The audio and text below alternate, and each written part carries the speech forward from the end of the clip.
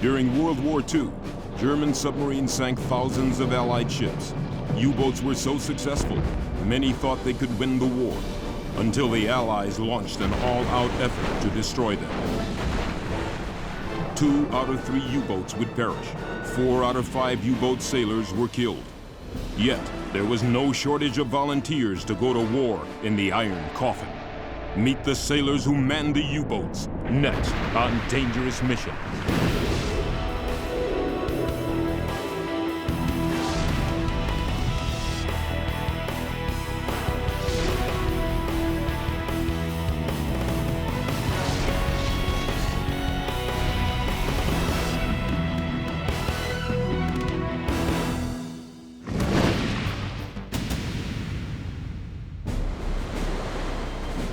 Unterseeboot, shortened simply to U-boat, was the German word for submarine. They had once ruled the seas, but by the middle of the Second World War, the men who sailed the U-boats knew they were closer to the ocean bottom than they were to their home port. The ferocious Allied offensive against the U-boats had made them obsolete fighting machines.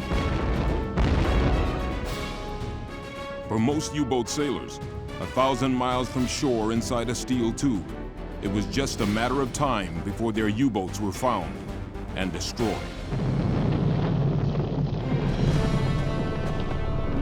At the beginning of the war, you didn't have the feeling that it really would get you.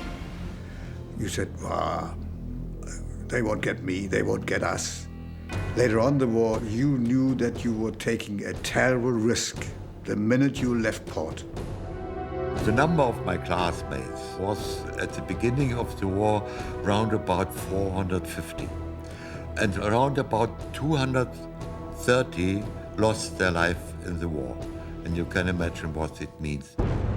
I was operating in the Atlantic when I heard that the center of the submarines was asking for my best friend Anders. He didn't answer. Then I knew that, that he was lost. And that was a great loss to me personally. And so I felt absolutely alone now. By 1943, the U-boat had become the target of thousands of Allied aircraft and warships, all set on the U-boat's destruction. When you hit, you're dead. The boat is broken to pieces. But if a depth charge is very close, then many things aboard the boat happen. The lights go out, the bulbs break, and there's water coming in here, and everyone is doing something to repair damage. And this is a little bit frightful situation. And when the boat goes down to depths that normally is not your diving depth, the next second something happens and you are dead. The fierceness of the Allied campaign against the U-boat was the result of the submarine's initial success. 1939 to 1942 were the glory years for the U-boats and the elite force of volunteers who sailed them. Brass bands played when they departed for patrol. Pretty young women welcomed them home. Stories of their successes were broadcast to a proud German public. Täglich steuern neue Heimkehrer ihre Stützpunkte an. Alle führen stolze Zeichen des Erfolges. And in this case, the propaganda was true. The U-boats were the most feared fighting ships in the war. Merchant sailors lived in constant fear they were going to be torpedoed. And if you're in the Atlantic, the North Atlantic, even in summertime, water temperature is 50 degrees. A few hours in that, you're dead. They slept with their clothes on. The lifeboats were always rigged and ready to go with food, flares, and water. It was a very difficult period. The U-boats left their heavily defended home ports in the Mediterranean and North Seas, as well as the coast of France, and prowled the ocean for their prey. Merchant ships carrying war supplies to Germany's enemy, the English. The merchant ships came from the United States, Canada, and South America. In an attempt to protect themselves, the merchant ships gathered and crossed the Atlantic in large groups known as convoys, which were escorted and guarded by destroyers. But U-boats employed a tactic called the wolf pack that was devastatingly effective. The U-boats spread out in great lines across the ocean. When one U-boat spotted a convoy, it held its fire and radioed the others. Once the others had gathered, they attacked as a pack.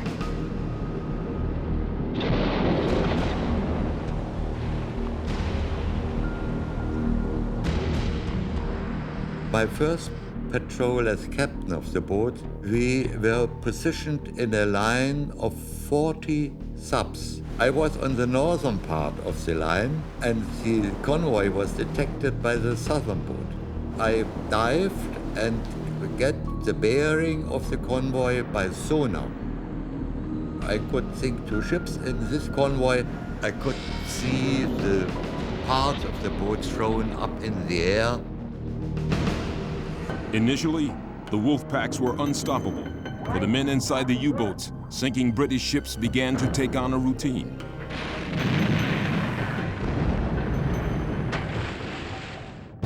Each U-boat was identified, not by a name like U.S. subs, but by a number.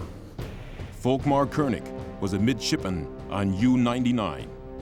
With warships, with battleships or submarines where you send torpedoes to another target, it's completely impersonal. You think of the ship and you think of the merchant ship you want to sink, and you don't think of the poor people that perhaps have to jump into the water from a burning tanker into the burning oil. Yeah? You don't think of that. It's just something you are trained for, and you do more or less as a routine work. To a sailor on a battleship, there was a mean way of doing warfare. They sneak around here somewhere underneath, and they should come and stand it, and we shoot it out. Some convoy battles were over in hours. Some would take days. Generally, they would try to attack at night. Some of the U-boats would scatter around the convoy and fire from outside. Some of the guys would deliberately get inside the convoy to where it was almost impossible to attack him. The method of attack depended on the particular skipper. The existence of such deadly submarines in the early years of World War II, 1939 and 1940, had caught the British off guard. 2 decades earlier, at the end of World War I, Germany had been forced to sign the Treaty of Versailles. Among its many restrictions was the outlawing of German U-boats because of their effectiveness during the First World War. But the German Navy began to violate the agreement just 3 years after it was signed. They secretly purchased a Dutch submarine building firm and began constructing U-boats for other countries. The goal was to ensure that the German Navy stayed on the cutting edge of submarine design. By 1932, Germany was openly building U-boats in direct violation of the treaty. In September of 1935, Adolf Hitler tapped former World War I U-boat captain Karl Dönitz to command his U-boat fleet. Dönitz had reasoned Germany could win a war against Britain if the enemy's food and supplies could be cut off. It was Dönitz who first declared the proper target for a U-boat was not the warship, but the merchant ship. Dönitz knew that if his U-boats could sink more ships than the British could build, Germany would win the war. Once the war began in 1939, Dönitz's plan was more successful than anyone could have imagined. By 1940, the U-boats and the men who sailed them had become the sharks of the sea. But as the sharks pressed their attack, the Allies were hard at work planning their destruction.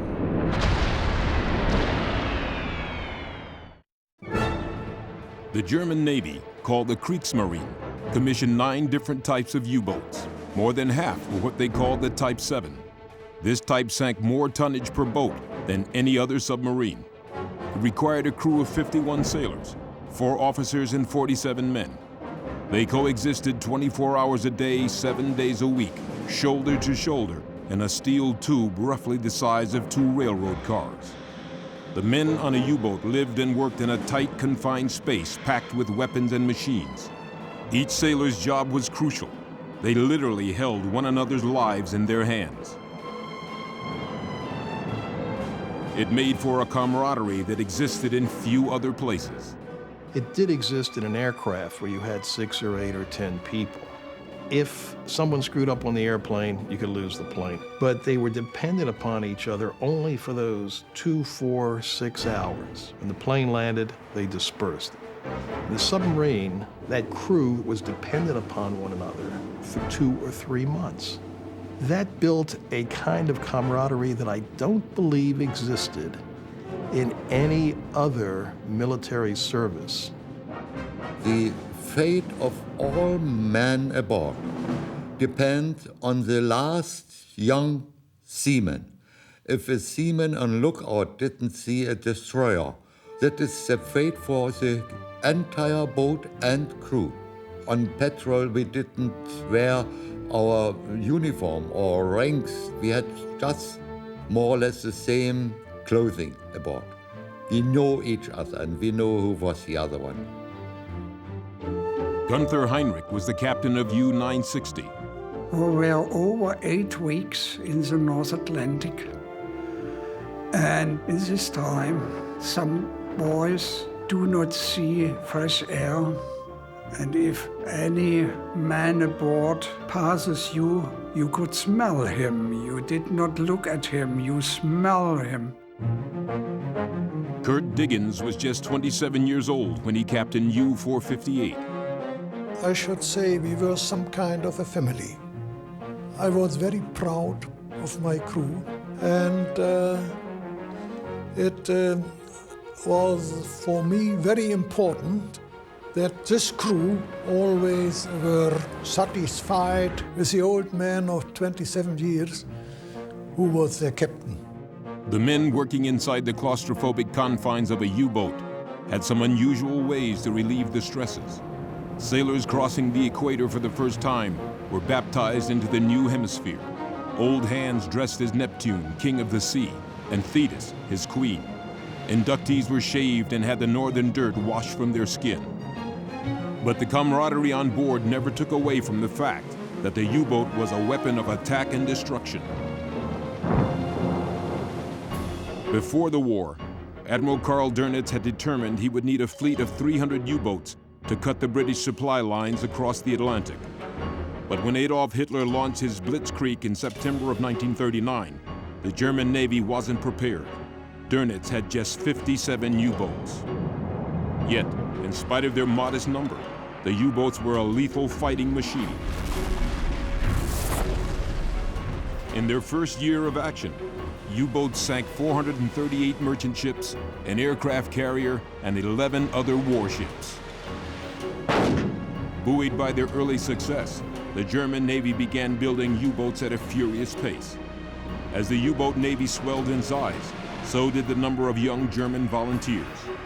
Submariners were an elite group because of the effectiveness of their U-boats, and it was the torpedo that gave the U-boat its teeth. In 1940, the German torpedo could be set to travel at a predetermined angle. But once fired, its course couldn't be changed. U-boat captains worked to get as close as possible to their targets before firing. There were 4 torpedo tubes in the bow of a Type 7 U-boat. Additional torpedoes were stored here and could be loaded with heavy pulleys and chains. Most of the crew slept in bunks tucked between these massive weapons. Aft were 2 huge diesel engines that could drive the U-boat at 19 knots on the surface. An electric motor could propel it at only 2 to 3 knots when submerged. There was also another torpedo tube and bunks for the remainder of the crew. The 50-ton battery that powered the electric motor was below deck. Fuel and buoyancy tanks were located throughout and alongside the boat. Amidship stood the conning tower and the tiny captain's quarters. There was a galley and 2 toilets, one of which was packed with food when the boat left on patrol. Helmut Smeckel, Captain U-802. When we left the harbor, the whole way along the submarine was full of boxes, and we went always over cases with food. We were prepared to stay without any support for 4 months or longer. Jürgen Östen captained 3 U-boats and organized wolfpack attacks. In the crew's quarters, there are torpedoes and potatoes and whatever stuff is hanging around in between these bunks. and there's no such thing as private life. And there's nothing you can keep secret. Everybody knows everybody, and all his bad manners or his habits or his particulars. The lack of private space meant officers and crewmen lived and worked side by side. The officers' mess, okay, they had a small table and they had their bunks there. It was not very comfortable. It was cramped and crowded, and, well, you were on a submarine and not in a hotel, four-star hotel. Sleeping arrangements for the crew were less than first class. They hot bunked, which means there was one bunk for every 2 sailors. One guy would be on watch and the other guy'd be sleeping. And when the watch would change, one guy would tumble out of bed and the other guy would tumble in. The bed would still be warm and wet and rather smelly. U-boat sailors didn't see the sunlight because their job was down inside the submarine. Even when they were running surface, the only ones to see the sunlight would be the skipper, the officer of the watch, and the lookouts.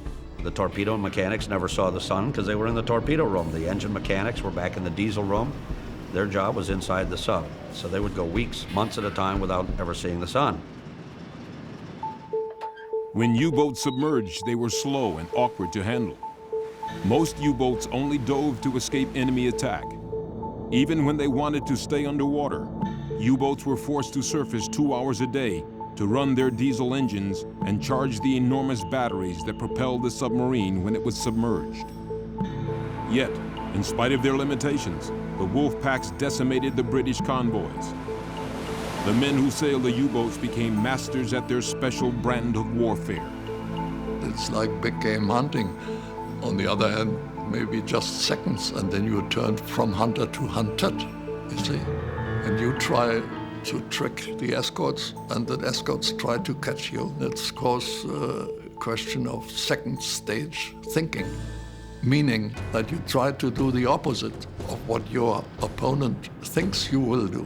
But of course, this takes hours and days sometimes. And if the other bloke has experience as well, then it may come to second stage and third stage thinking. It's just a matter of nerves. There was one thing that could rattle the nerves of even the most hardened submariner: the depth charge.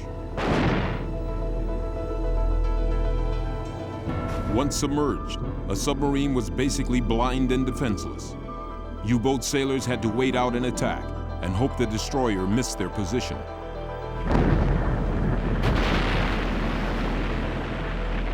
But the depth charge didn't have to actually hit the submarine. They were set to explode at a predetermined depth. Their powerful blasts instantly increased the water pressure around them and crushed the U-boat if it was near.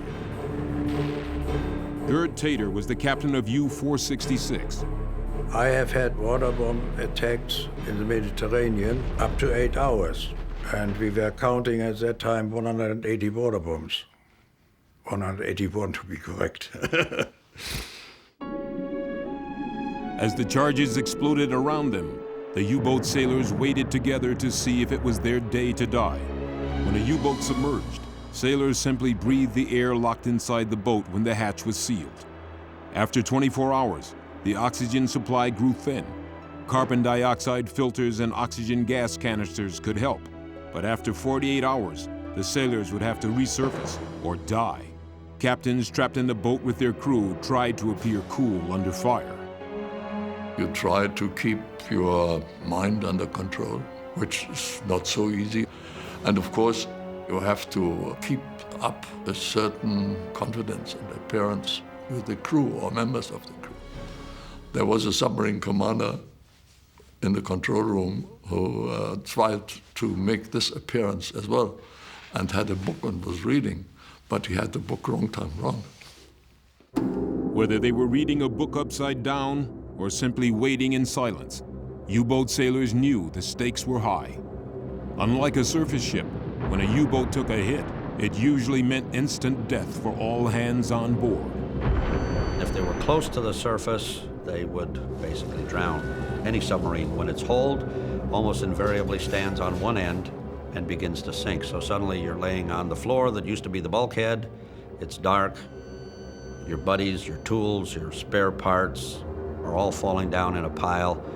Eventually, the submarine reaches its crush depth, and it's over. When they're running extremely deep, it's instant death.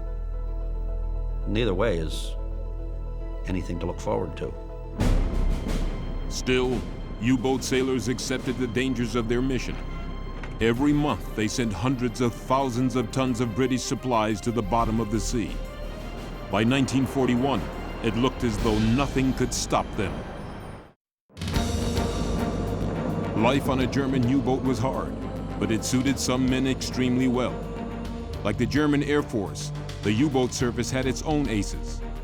Although there was no set number of kills that put a man in this select company, the U-boat sailors knew who they were. Fearless skippers like Gunther Preen, Joachim Schepke, and most famous of all, Otto Kretschmer, who sank over 325,000 tons of British cargo, more ships than most countries had in their entire navies.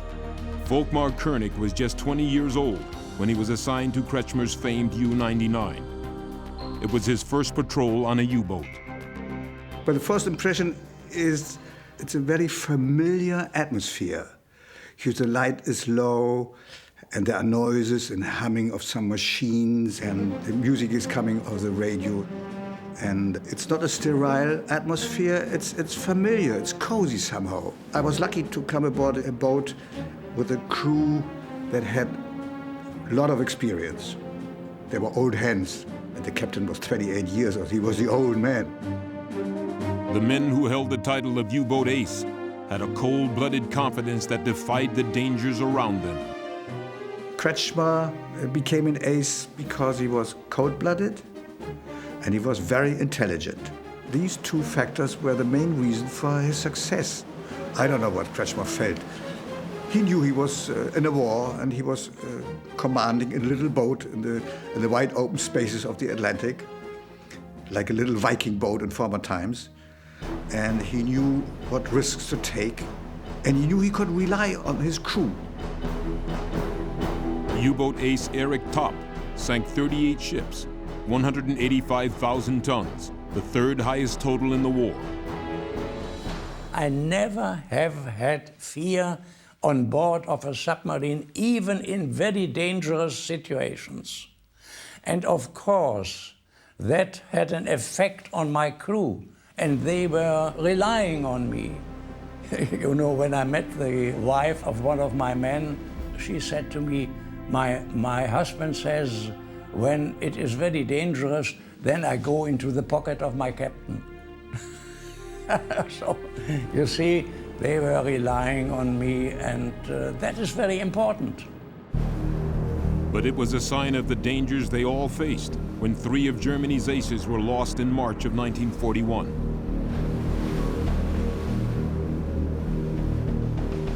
Gunther Preen and his U-boat were sunk while approaching a convoy. Joachim Schepke was killed when a British destroyer rammed his U-boat. And Otto Kretschmer's U-99 was damaged by the British destroyer HMS Walker and forced to the surface. We came up to the surface, and we were lucky that the destroyer was so near to us that when he opened fire, the shells went over the boat because they couldn't turn down their guns so low that they would hit us. Kretschmer's crew managed to abandon their crippled boat and were plucked from the ocean by the crew of the destroyer. The lead engineer stayed aboard the sub and flooded the tanks to scuttle the U-99, but he couldn't escape before the boat sank. Kretschmer and the rest of his crew spent the remainder of the war in a Canadian prisoner of war camp. Initially, when the U.S. went to war with Germany in December 1941, it only made U-boats more effective. The American ships gave the U-boaters more targets to sink. By January 1942, U-boats were sinking American merchant ships along the United States eastern seaboard and mining American harbors. By the beginning of 1943, Admiral Karl Dönitz had the largest submarine fleet ever assembled. The Germans were launching 5 new U-boats a week. March 1943 was the U-boats' peak of success. During that month alone, U-boats sank 120 Allied ships. But even as U-boat sailors enjoyed the victories of March, The British and American forces were working furiously to tip the balance against them. In the spring of 1943, ominous reports began circulating through the German fleet. It was becoming increasingly difficult for U-boats to avoid detection. Just 8 weeks after the victories of March came the month referred to by U-boaters simply as Black May. The tide of the U-boat battle turned in Black May of '43. There's no doubt about that. The German Navy lost 44 boats that 1 month alone. It was an absolutely devastating blow to Admiral Dönitz. The Kriegsmarine had no idea what had happened. They had suspicions, but they didn't know. In May of 1943, the Atlantic U-boats were overwhelmed.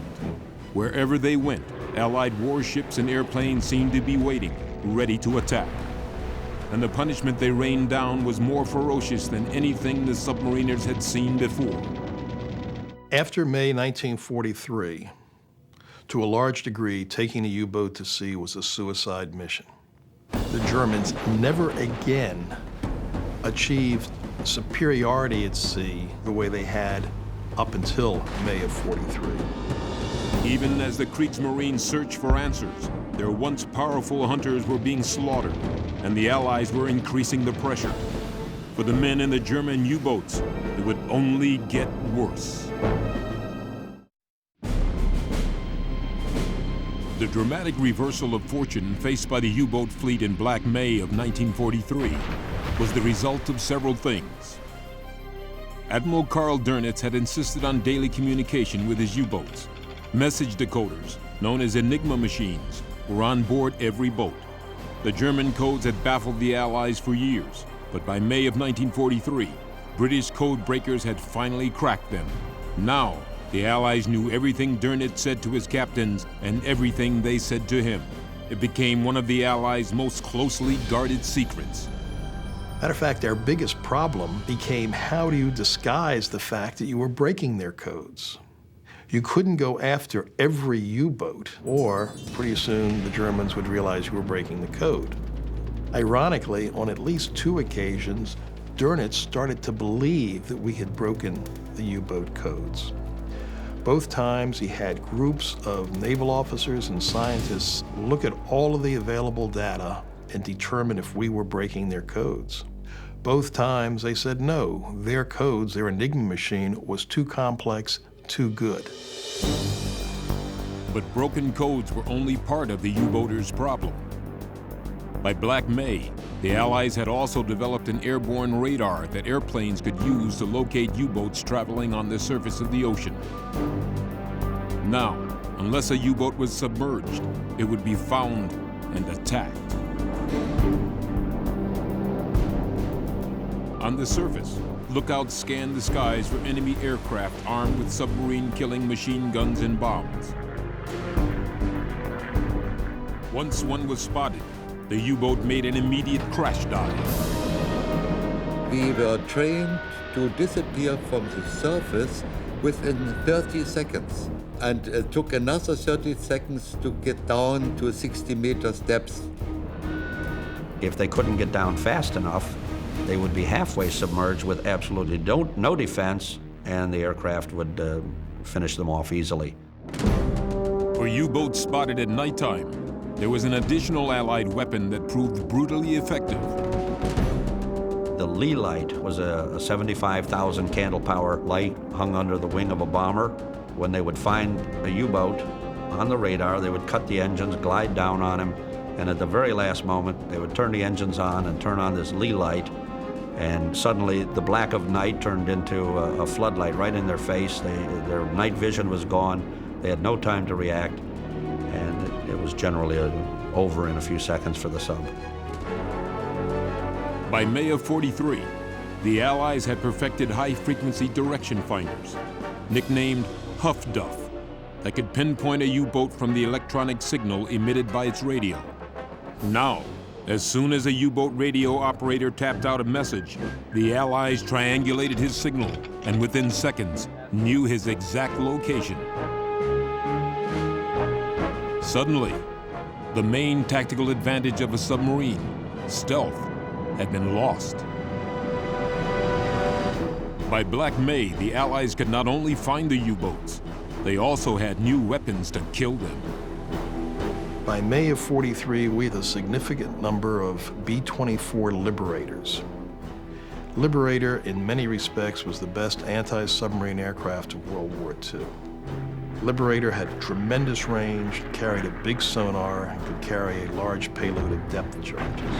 There were also some new anti-submarine weapons becoming available, including the homing torpedoes that you dropped out of an aircraft and it listened for the noise of the submarine propellers and then just tracked the submarine. Highly effective weapon.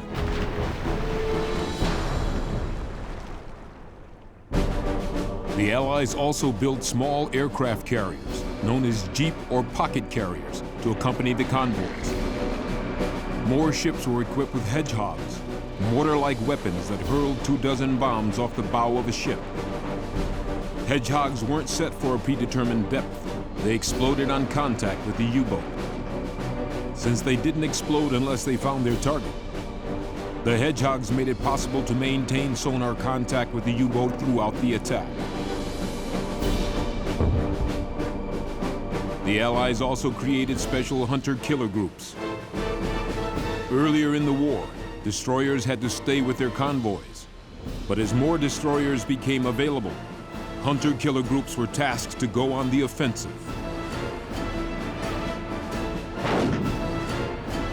The destroyers didn't let up until the U-boat was located and killed, something they knew had happened when oil and air bubbles rose to the surface.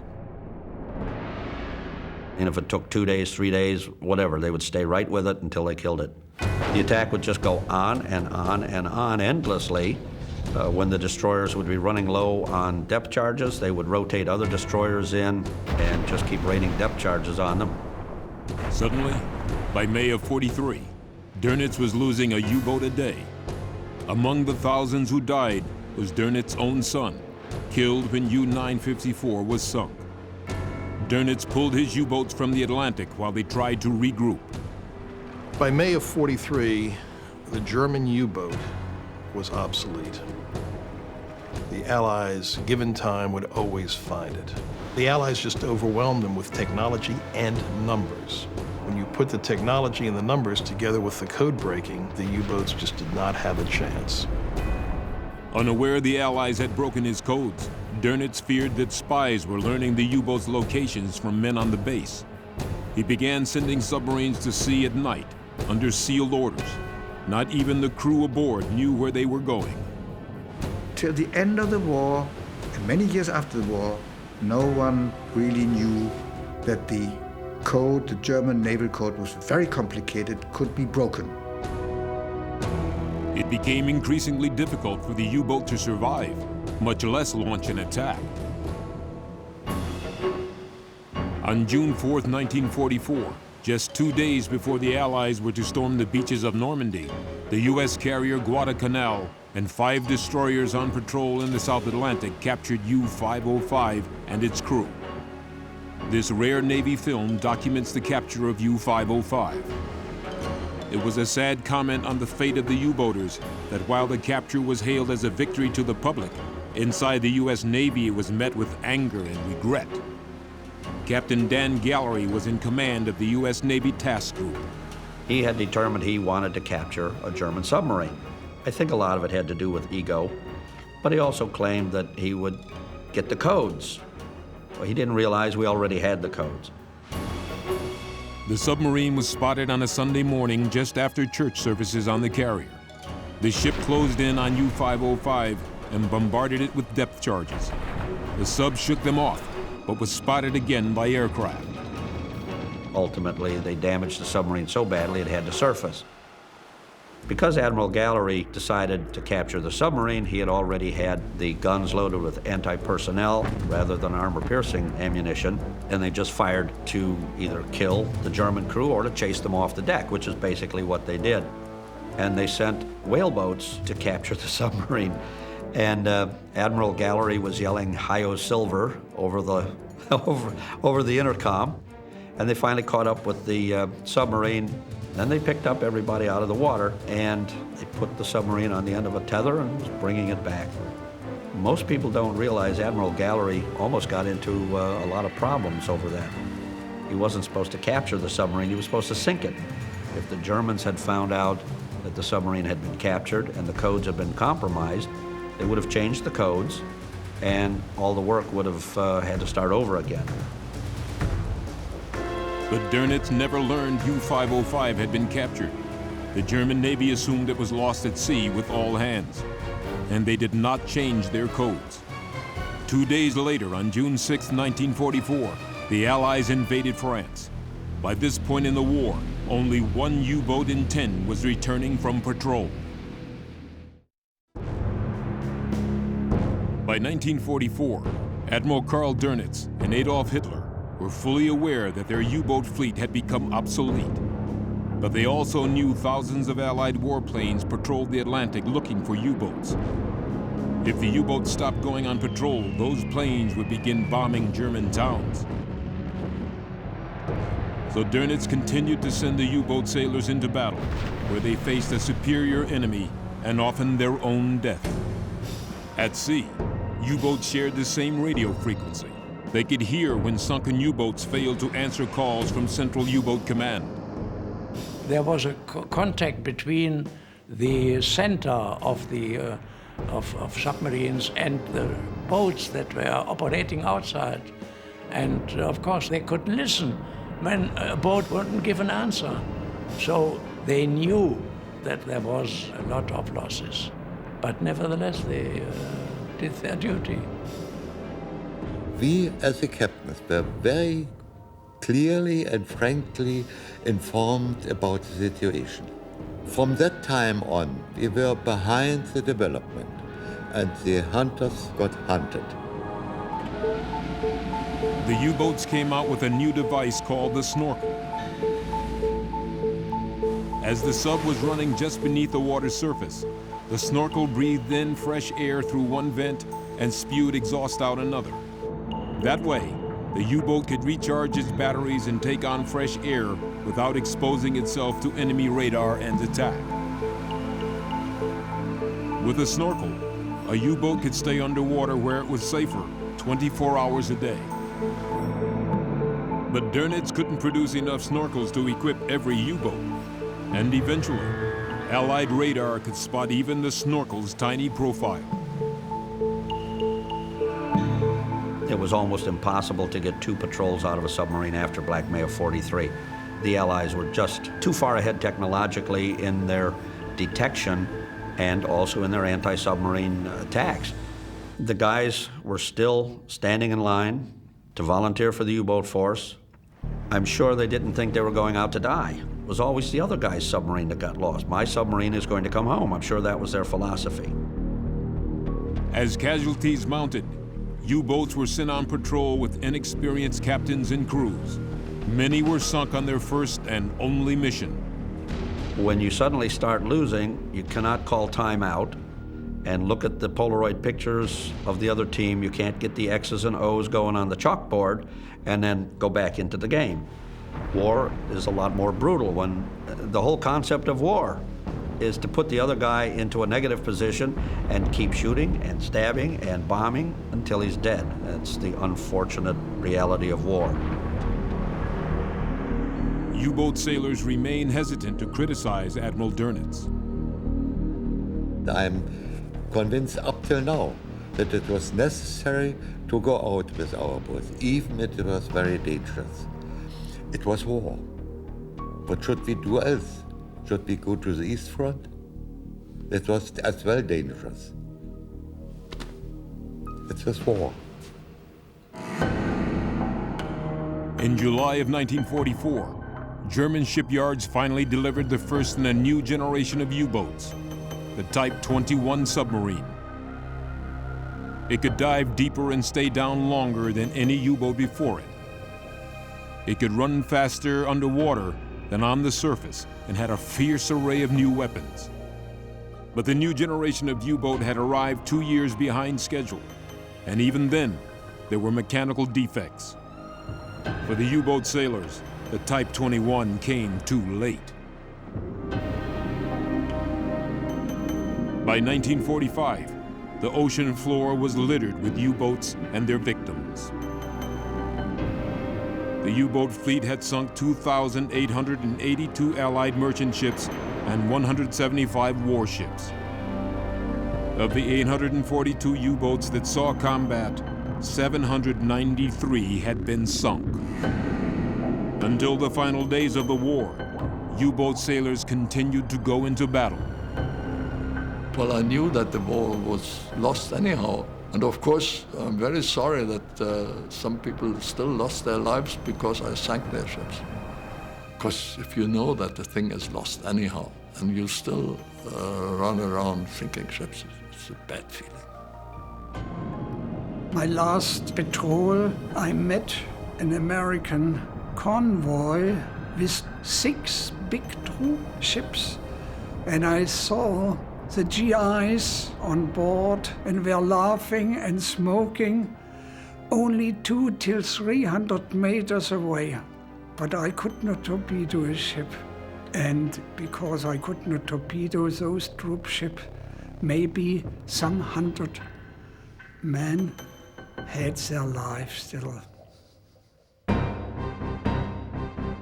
Even in the face of defeat, Admiral Karl Dönitz remained loyal to Hitler and the Nazi cause.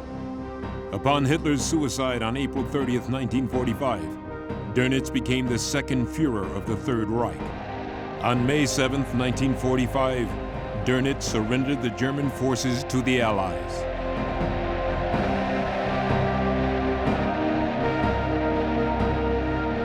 Dönitz was tried at Nuremberg and sentenced to 10 years in prison. It was the lightest punishment handed out to any of the top Nazi leaders. In part, the light sentence was a result of the Allied Navy's conviction that Dönitz had fought a hard war, but that he had fought it cleanly.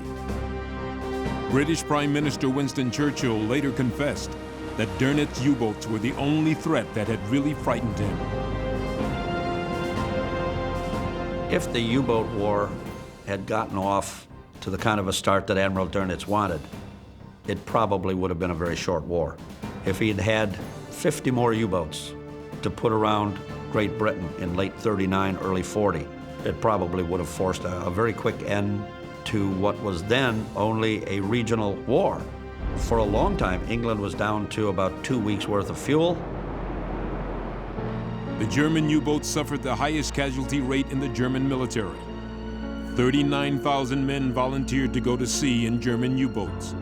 28,900 of them never returned home. The U-boat force never wavered.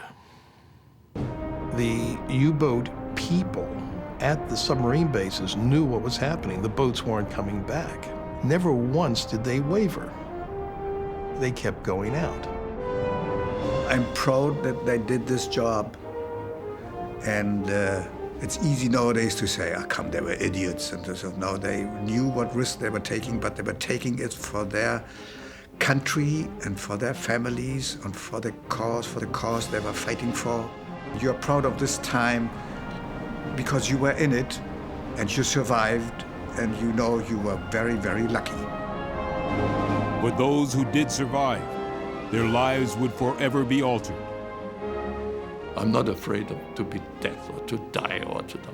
I have a good relationship. They're just a friend of mine. No other force saw the casualties witnessed by the men in the German U-boat. It left them linked by a commitment to one another that the years have not and will not erase.